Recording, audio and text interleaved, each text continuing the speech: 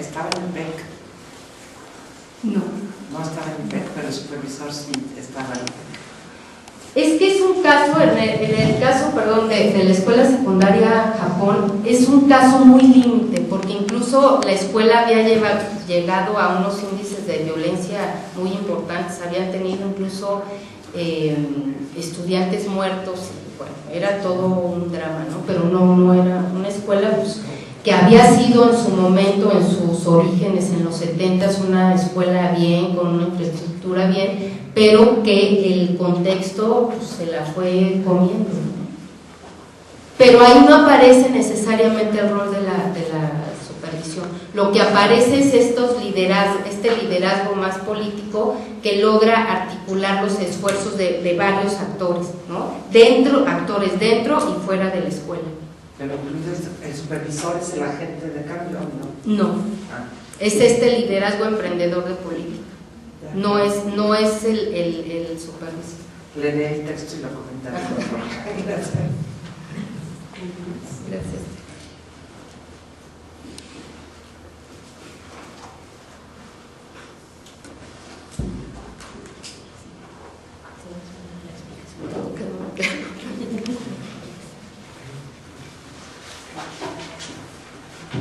No sé si me gustaría escucharlos qué piensan.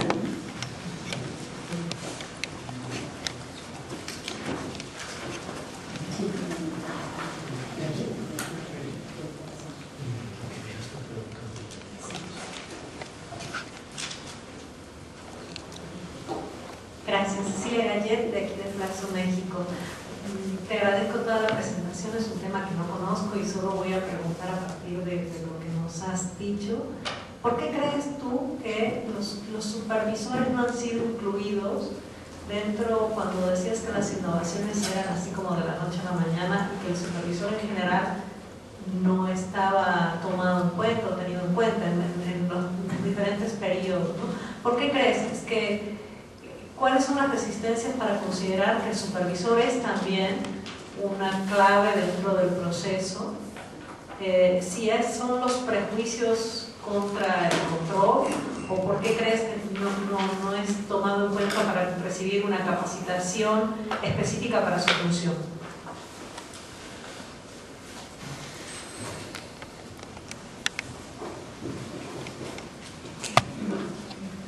Bueno, si quieren, pues has hecho una pregunta que es como, bueno, no es como, es clave, ¿no?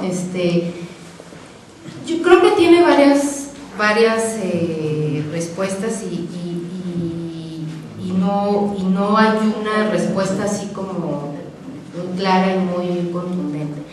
Una es que no han sido incluidos, o la experiencia de lo que nosotros encontramos es que no han sido incluidos por varias razones. Una, por cuestiones políticas, ¿no?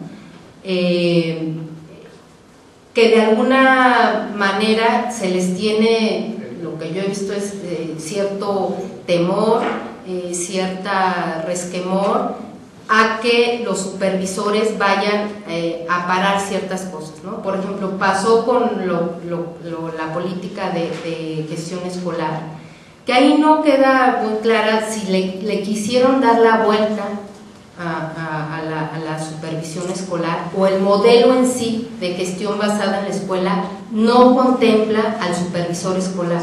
Entonces, al copiar al modelo que viene de afuera, pues quedó afuera. Pero bueno, aquí están Tere Bracho y Francisco Miranda que también han estudiado eso. Eso es lo que nosotros vemos, ¿no?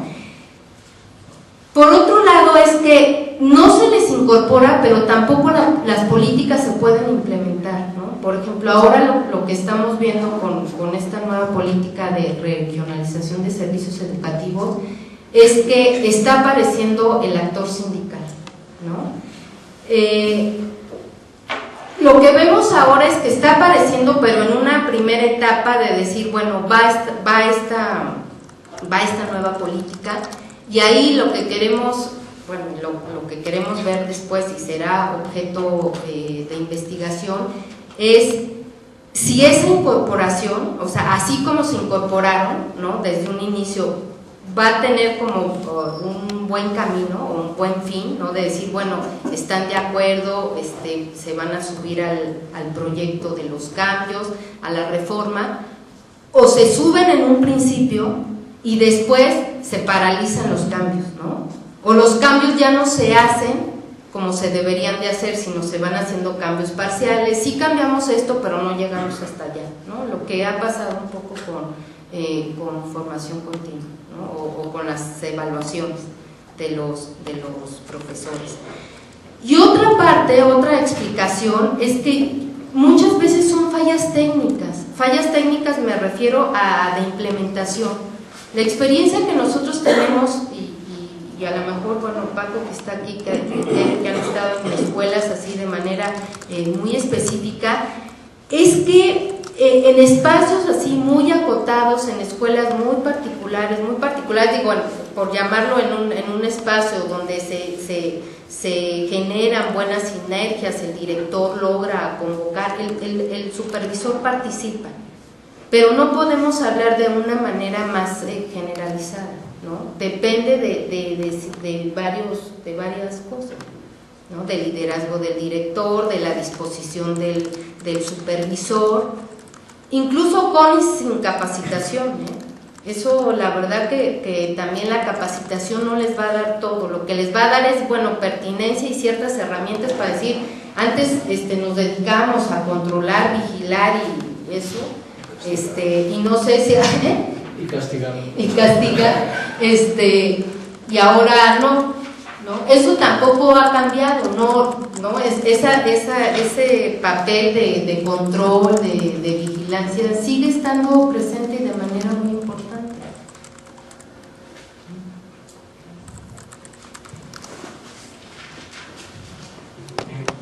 Soy Nicolás Rosa, aquí de Flaxo México. Gloria, yo nada más quiero hacerte una pregunta muy sencilla. ¿Sabemos algo de si este modelo de gestión diferente o esta gestión distinta tiene efectos sobre rendimiento escolar y logro educativo? No, justamente eso era lo que comentaba al final, no los vimos, ¿no? Lo que veíamos es que, bueno, en este nuevo libro sí hacemos un análisis, que bueno, lo hicimos con el apoyo de Rodrigo, ¿no? Que si hay, ¿cómo es? Sí, es que ahorita se me fue la onda. Recuérdame nada más. Si le apuestas a cuestiones de desigualdad, ¿no? O de equilibrar la igualdad en las escuelas, eso te va a reportar mayores resultados en términos de logro educativo. Y la apuesta es que estos modelos, o este modelo, o esta experiencia de gestión, de gobernanza, ¿no? Al recuperar la experiencia, las necesidades genuinas, locales y de cada escuela, o sea, va a ir cerrando estas brechas de desigualdad, y eso, ¿no? En el mediano y largo plazo va a permitir generar mejores condiciones y por tanto mejor desempeño educativo. Pero hasta ahora las experiencias que ha habido en Iztapalapa no se ven en términos de logro educativo, pero porque el factor de desigualdad juega un peso muy importante. Entonces es mejor apostarle a generar mejores condiciones de igualdad a que nada más apostarle a la calidad por la calidad misma, ¿no? Te va a llevar. ¿Estoy bien? Sí.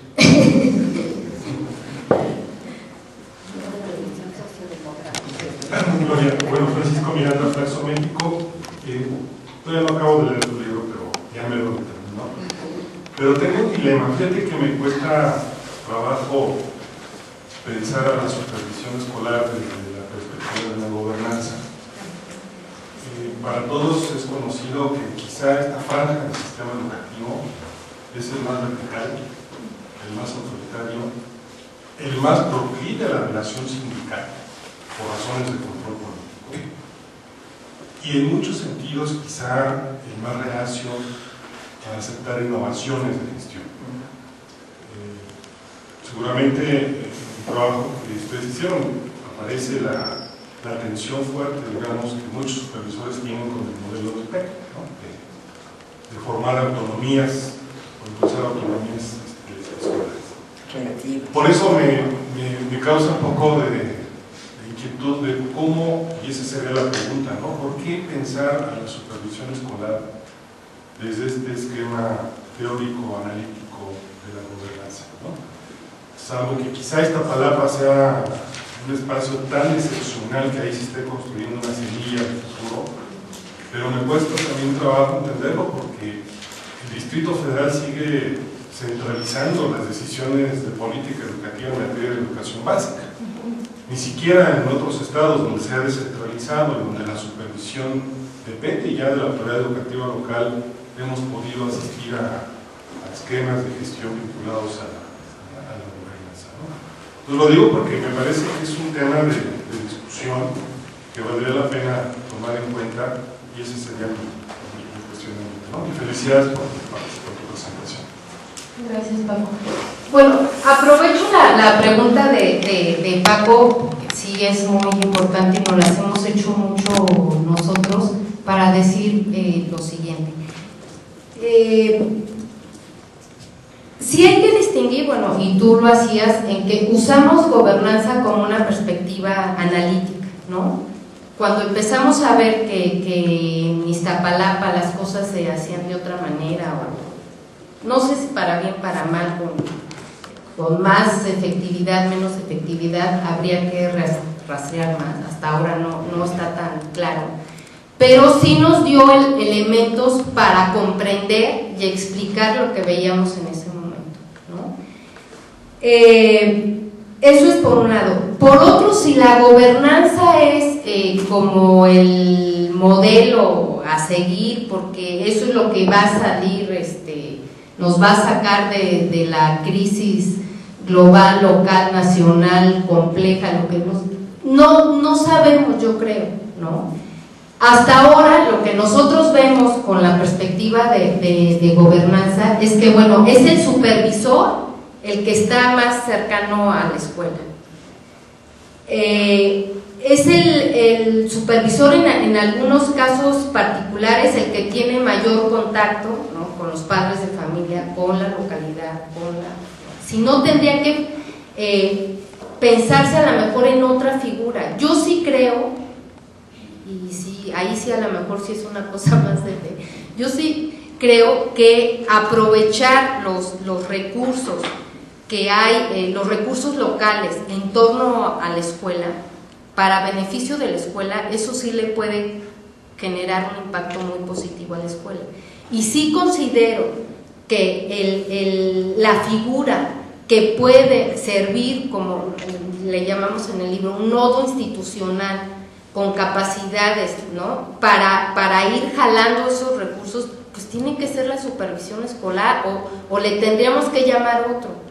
Yo creo que las cuestiones, bueno, o habría que ver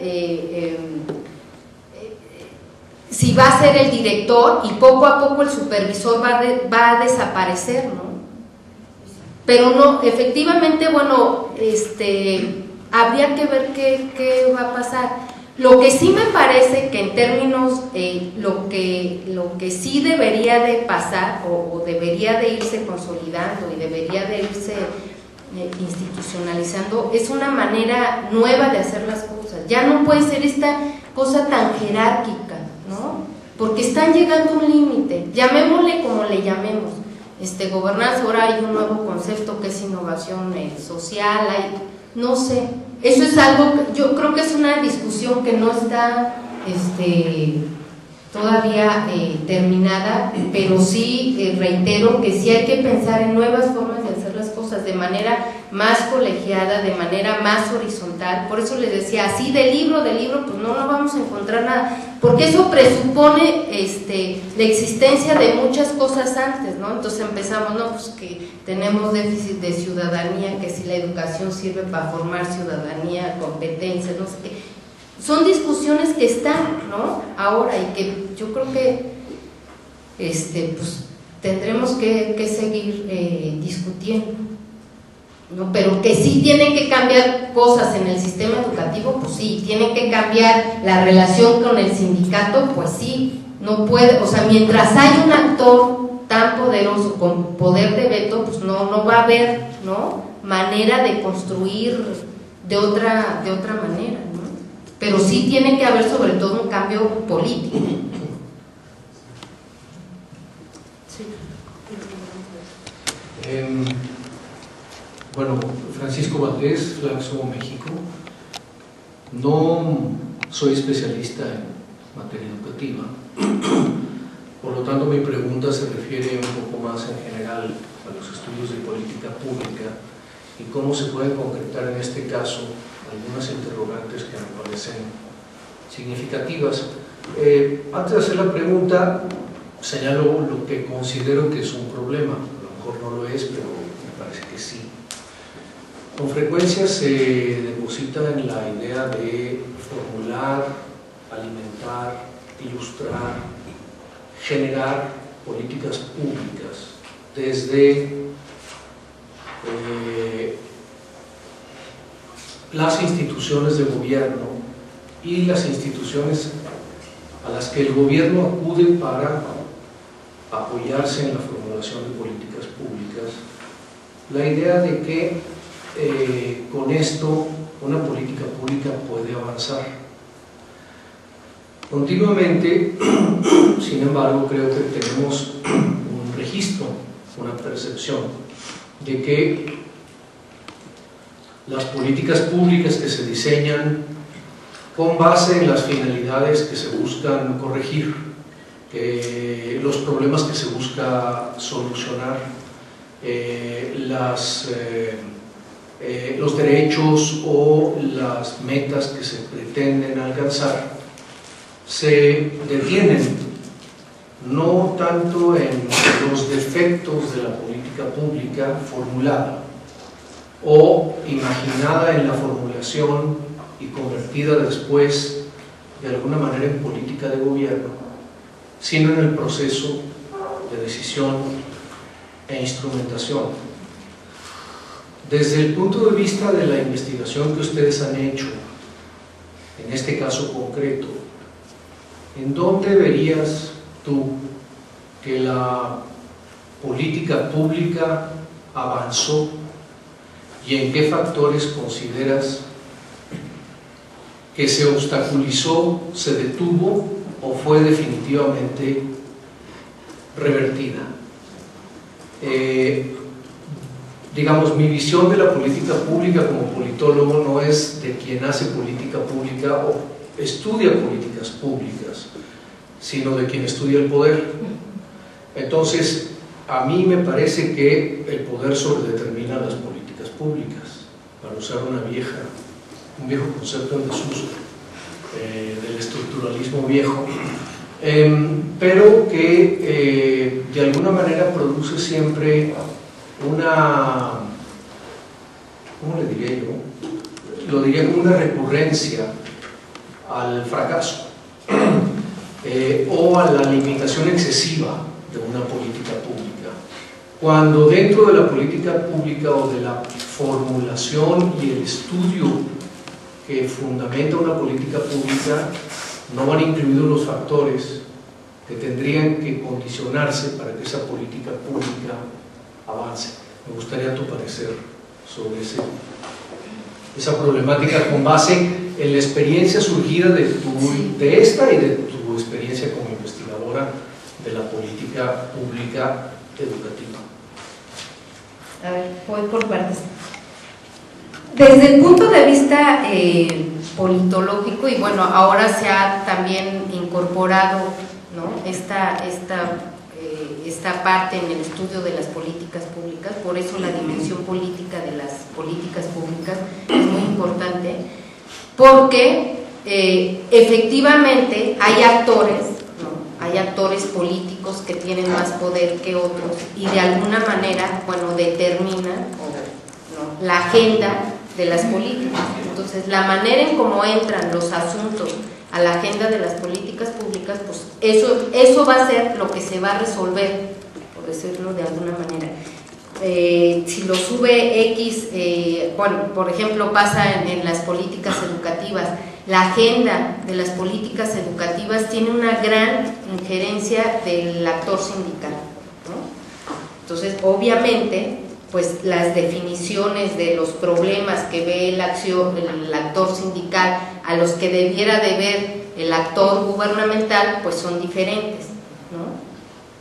Y ahí tiene mucho más peso, y por eso hay políticas que no solucionan los problemas para los que fueron resueltos, sino, bueno, se pensó que eran diseñadas para resolver, por ejemplo, la calidad educativa. Pues no te está resolviendo la calidad educativa porque están diseñadas para otra cosa, no partieron de un buen diagnóstico, de una buena definición de política pública. O sea, realmente cuáles son, en un diagnóstico de política pública lo más importante es ver cuáles son aquellos factores, o cuáles son las variables, o cuáles son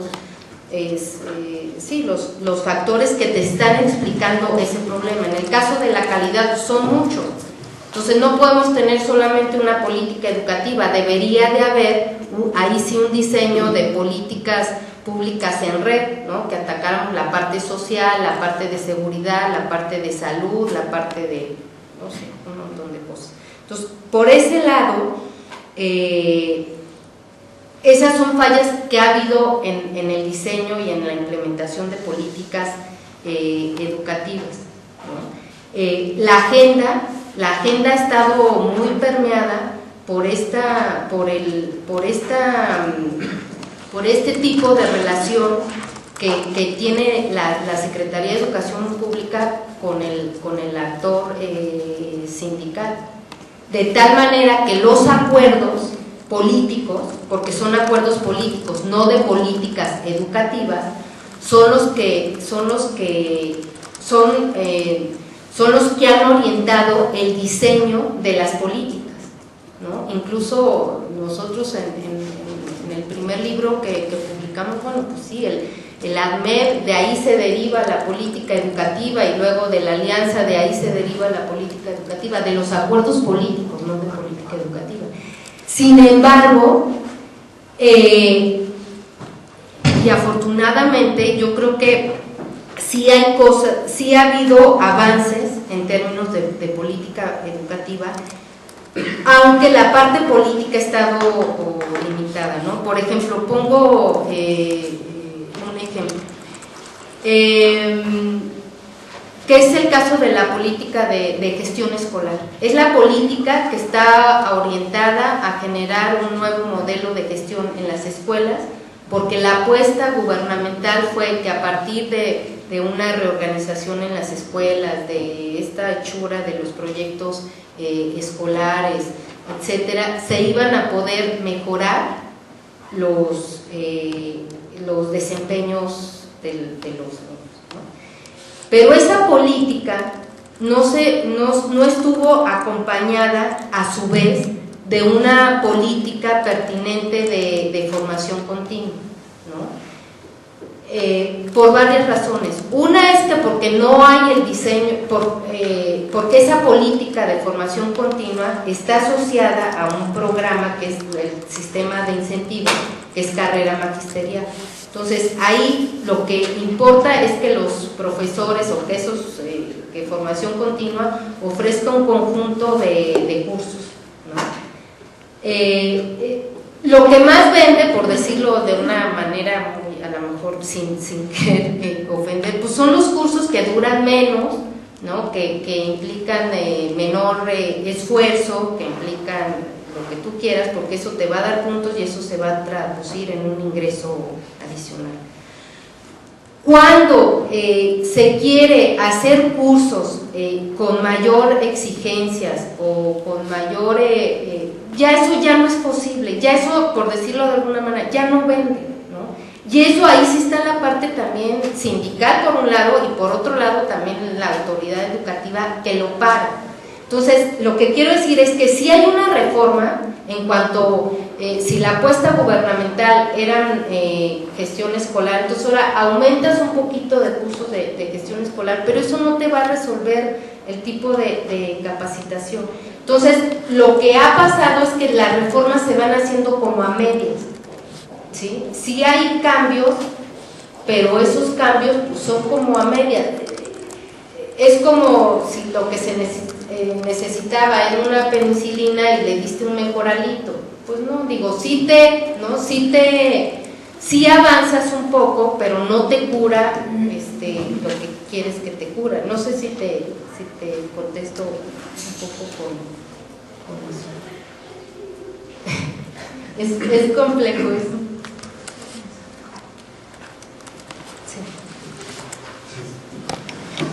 Soy Héctor Ayala de la Universidad Pedagógica Nacional. Si la supervisión no es una profesión que la implique, ¿cómo pensar la gestión escolar desde la gobernanza como una alternativa a esta supervisión que no se diferencia mucho cuando tenían el nombramiento de inspectores escolares? Y voy a hablar de una experiencia, a lo mejor es un caso, ¿no? Pero durante casi 3 años estuve trabajando en una escuela primaria de apoyo técnico pedagógico, y en estas reuniones de los viernes últimos de cada mes, la supervisora constataba que los oficios, que las disposiciones se cumplieran. En ningún momento promovían la participación y yo no la había visto, eso al margen. Pero bueno, buscábamos siempre que estas reuniones de consejo técnico tuvieran su espacio de reflexión, que cada mes buscábamos con las lecturas, es decir, qué es lo que estaba pasando al interior de la escuela, y la presencia de la supervisora era de vigilar y hasta cierto punto castigar, como fue mi salida, porque lo que hacíamos, lo que tratábamos o propiciábamos era que, por ejemplo, con los consejos de participación social cumplieran con la función que se le había asignado al interior de la escuela. Entonces, esto, a partir de tu ponencia, que a mí me gustó mucho, digo, bueno, ¿cómo pensarla si seguimos con este viejo problema de que la supervisión no es una profesión? Entonces, ahí tendríamos que encontrar esta ruta desde la formación a la práctica profesional. Sí, efectivamente, bueno, para que haya este cambio, que a lo mejor puede ser, como le llamemos, la gobernanza o la innovación social o como le queremos llamar, tiene que haber cambios muy importantes. Primero, obviamente, la formación inicial. Otra muy importante es la redefinición de ese papel de la supervisión escolar, ¿no? Porque está muy atado a una cuestión muy normativa. Bueno, están los manuales, ¿no? Desde el 87, 86, no me acuerdo cuál es el último, pero no es una cuestión de manuales, ¿no? No es una cuestión técnica de que para cambiar el papel del supervisor, de la supervisión escolar, pues actualicemos los manuales, ¿no? Es realmente un asunto que hay que repensar en esa figura, ¿no? De la supervisión escolar, en función de los cambios que se necesitan en las escuelas para mejorar el desempeño de los estudiantes, ¿no? Entonces, es un cambio mucho más complejo, no es un cambio, reitero, o sea, técnico, es un cambio que tiene que ver pues, con lo que ha sido el sistema educativo mexicano. Ahora, no por ello creo que podemos decir, bueno, pues esto jamás va a cambiar. Lo que da la perspectiva de gobernanza local es pensar que en espacios más pequeños, en espacios más acotados, es posible hacer las cosas de otra manera. Y no quisiera, o sea, a lo mejor reitero mucho hacerlo de otra manera, porque yo creo que tampoco la idea es ahorita formar otro recetario o otras recomendaciones de lo que debieran de hacer las escuelas para transitar, ¿no? De la gobernabilidad, no sé qué, a la gobernanza, ahora hay que hacer esto. No, es una cosa que se tiene que construir entre los actores que están ahí en las escuelas, y que eso vaya permeando, y si no permeando de abajo hacia arriba, hay que ver qué pasa en los espacios escolares, ¿no? Ahora acá en la Flaxo vamos a, bueno, acá está Florencio, que está en el seminario de educación, está haciendo una tesis sobre cuáles son los factores asociados al logro educativo, y lo que queremos ver es qué pasa en aquellas escuelas que tienen un alto logro educativo. Y también está Rodrigo con un proyecto. Pues eso es lo que hay que ir a ver, si realmente están haciendo cosas distintas, o lo comentábamos antes de la conferencia, o la prueba enlace se ha convertido en un fin en sí mismo, ¿no? Entonces, bueno, ahora preparémonos para enlace, para que si ya pasamos de los 420 a los no sé qué puntos, pues ya estamos del otro lado. No, lo que hay que cambiar son los procesos, ¿no? Y en ese sentido, reitero, o sea, la perspectiva de gobernanza local da eso. Que no se puede, yo creo, generalizar y decir, bueno, va a pasar así en todas las escuelas, porque en cada escuela, son otros contextos, son otras circunstancias, son otros actores, son muchas cosas.